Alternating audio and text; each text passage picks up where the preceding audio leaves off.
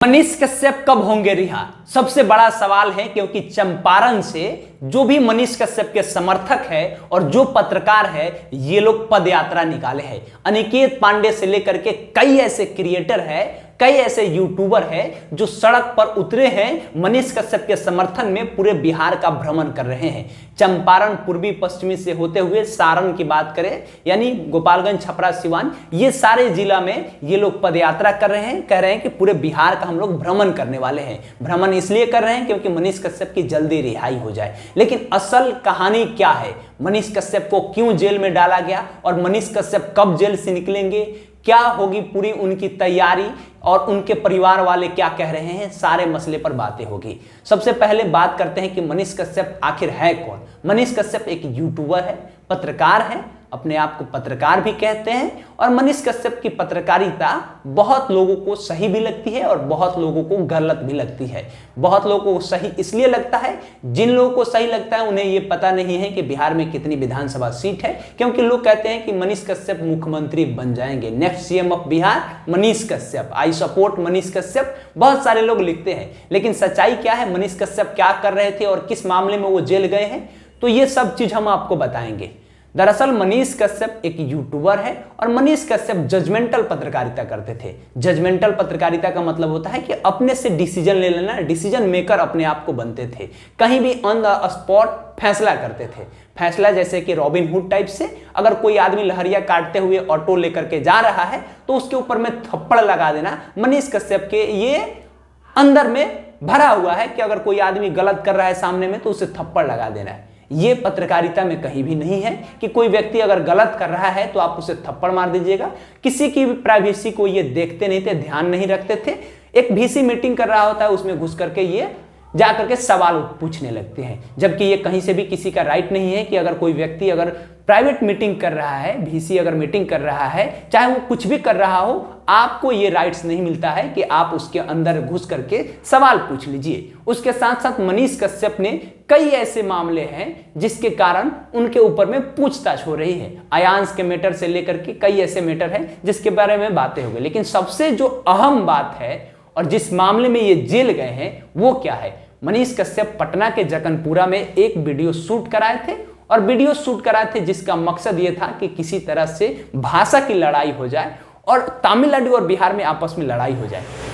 उसी समय में स्टालिन की जन्मदिन था और उस समय बिहार के उप मुख्यमंत्री तेजस्वी यादव वहां गए थे केक काटने के लिए।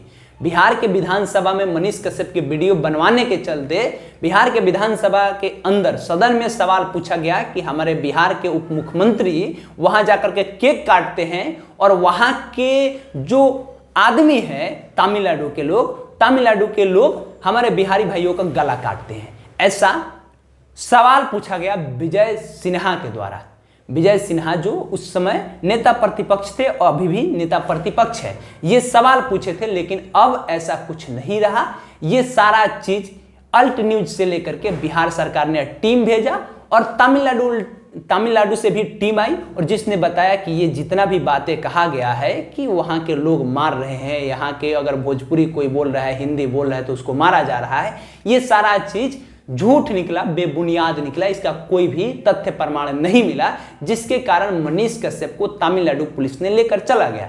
और तमिलनाडु जब पुलिस उनको लेके गई और उसके बाद में उनके ऊपर में रासुका लगा दिया, राष्ट्रीय सुरक्षा अधिनियम, जिसे अंग्रेजी में बात कहें तो एनएसए होता है, नेशनल सिक्योरिटी एक्ट होता है। ये एनएसए तब लगाया जाता है जब कोई भी व्यक्ति देशद्रोही काम करता है, जब कोई भी व्यक्ति राजद्रोही काम करता है, जब कोई भी व्यक्ति देश की गोपनीयता को एक दूसरे से साझा करता है, दूसरे देश से साझा करता है, या जब कोई व्यक्ति भाषा की लड़ाई लड़वाता है, या कोई व्यक्ति एक राज्य से दूसरे राज्य को लड़वाने की कोशिश करता है, उसके ऊपर में ये नियम लगाया जाता है। लेकिन सबसे अहम बात यह है कि जो लोग आज सड़क पर निकल रहे हैं, प्रोटेस्ट कर रहे हैं, क्या उन्हें ये सारी बातें नहीं पता है? इन सारे लोगों को यह बात पता है कि मनीष कश्यप ने गलती किया है। और मनीष कश्यप पत्रकार होने के बाद एक बात बड़ी मुखरता से कहते थे कि हम 180 दिन में सरकार गिरा देंगे। मनीष कश्यप का कहना था कि 180 दिन मात्र, यानी 6 महीने की बात करें तो 6 महीना में हम सरकार को गिरा देंगे। उनके पास में इतनी शक्ति कहां से आ जाएगी? बिना किसी राजनीतिक साठ गांठ के कोई व्यक्ति ऐसे नहीं बोल सकता है। तो कोई भी व्यक्ति अगर पार्टी पॉलिटिक्स की विचारधारा को लेकर के चलता है तो दिक्कत तो होगा ही।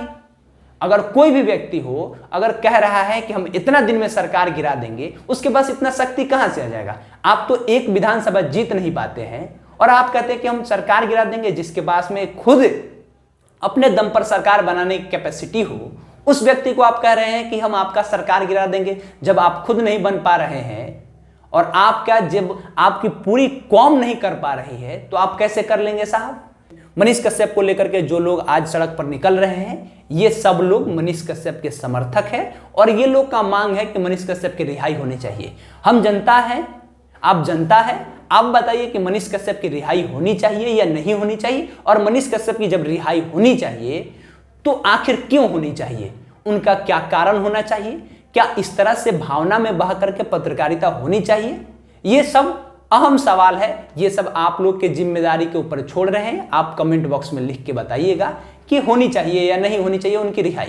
बाकी नाम हमारा केशव है, पब्लिक स्टेशन आप देख रहे थे। बहुत बहुत धन्यवाद।